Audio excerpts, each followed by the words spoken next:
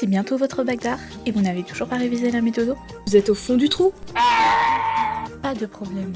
Nous avons LA solution. C'est-à-dire cette vidéo.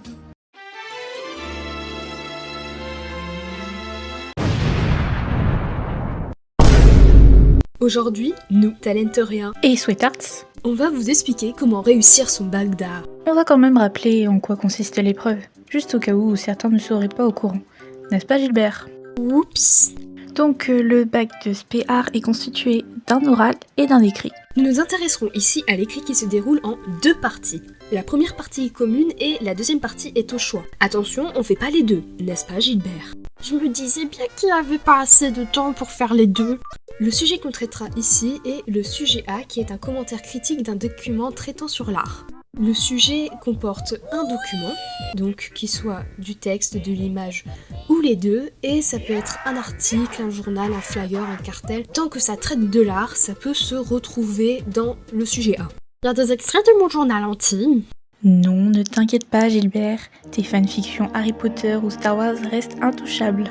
Ce sujet se base sur une réflexion personnelle, en utilisant des œuvres connues par l'élève par différents biais, que ce soit les cours ou encore une curiosité culturelle. Pour la méthode, on a le fameux classique. Introduction, développement, conclusion. Et si vous oubliez l'intro ou la conclusion, pas de souci, vous pouvez toujours être évalué grâce à votre développement. Mais non! Et si Lionel Messi! Maintenant, ta-ta-ta-ta, voici la section présentation de la méthode. Donc, on commence par une introduction. L'introduction se construit en 4 étapes. Tout d'abord, il y a l'amorce. Donc c'est un peu comme l'entrée d'un repas. Elle doit donner envie au correcteur de lire votre travail. Ensuite, on a la présentation du document et de l'auteur. Donc on décrit de façon brève le sujet du document. Et de là découle un questionnement qui nous amène à la problématique.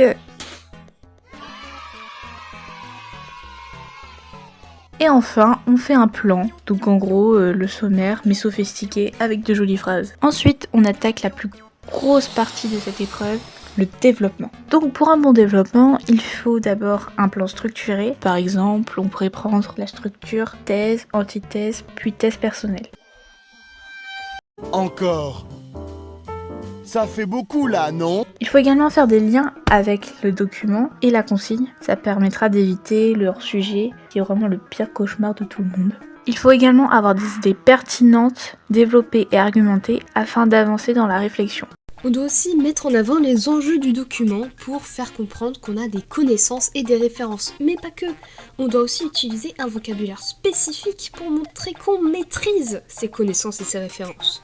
Et pour la conclusion, on aura un résumé du développement et une ouverture pour élargir la réflexion. Comment on va faire tout ça? Mais on peut pas ouvrir un sujet, c'est humainement impossible. Non mais Gilbert, on ne parle pas d'ouvrir comme une porte, on parle d'une autre question en lien avec le sujet. Ah!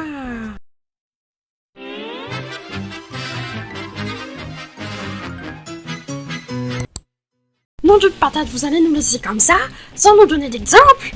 Ben oui, tu te débrouilles Gilbert! Mais non, t'inquiète, on plaisante Gilbert. On est très sympa, on va vous faire une rapide démonstration de ce qu'on pourrait faire devant un sujet. Je vous présente, attention, le sujet de l'année dernière. On commence par l'introduction. On introduit avec une petite amorce. Par exemple, on pourrait ouvrir sur Picasso lui-même ou bien sur la place de l'artiste au sein de la société. Ensuite, on présente le document. On n'oublie pas l'alinéa, notre meilleur ami. Comme le ballon dans Olive et Tom. Non Gilbert, car le ballon dans Olive et Tom, il se fait taper dessus. Pas comme l'alinéa. L'alinéa, on l'aime, on lui fait des câlins et des bisous. Donc, voici un exemple. Le document est un extrait de l'interview de Pablo Picasso intitulé « Picasso n'est pas officier de l'armée française » dans la revue littéraire Les Lettres françaises. On souligne le titre comme en français. Transcrit par Simone Terry et publié le 24 mars en 1945, donc dans le contexte de la Seconde Guerre mondiale. Le contexte est toujours important à souligner. Picasso parle de la place de l'artiste et ses pouvoirs dans la société humaine.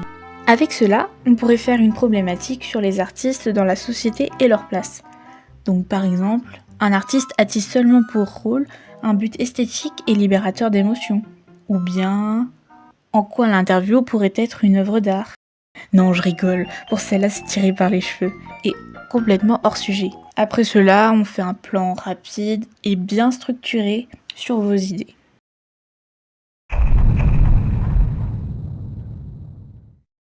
Pour le développement, on va plutôt donner des idées de sujets abordables avec des œuvres car c'est plus simple pour nous. Vous pouvez parler de la place du questionnement artistique et esthétique pour faire une thèse. Beaucoup d'exemples sont possibles, donc on va pas vraiment donner d'exemples d'œuvres parce qu'il y en a beaucoup trop. Je vous conseille d'aller chercher par vous-même et peut-être que vous pourrez tomber sur des perles rares. Et n'hésitez pas à nous le dire.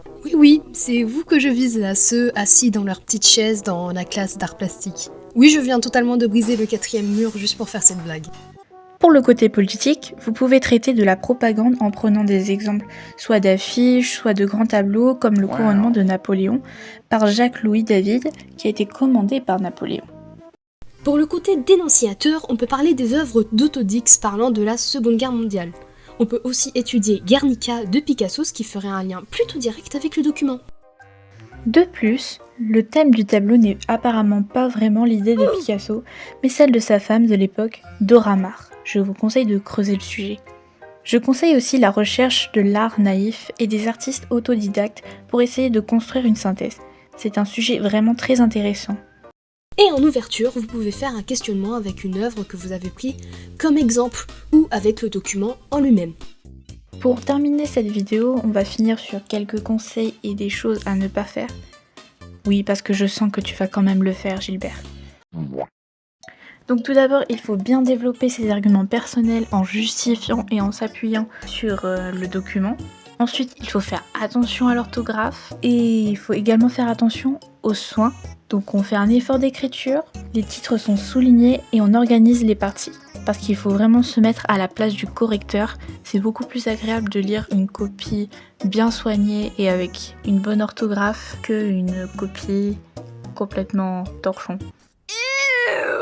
Et enfin, ça me paraît évident, on va bien réviser sa culture artistique.